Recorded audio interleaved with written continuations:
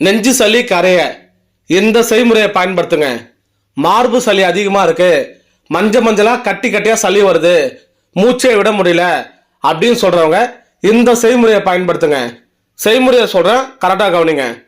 ஒரு பாத்திரம் எடுத்துக்குங்க, 300 ml தண்ணி ஊத்துங்க, கிராம்பு 1 போடுங்க, பட்டை 1 போடுங்க, ஏலக்காய் 1 போடுங்க, மிளகு 5 to 10 மிளகு போடுங்க, இஞ்சி 10 கிராம் தோல் நீக்கி நல்லா தட்டிட்டு போடுங்க, ஒரு பிஞ்ச் அளவு மஞ்சத்தூள் போடுங்க, நல்லா கொதிக்க வைங்க.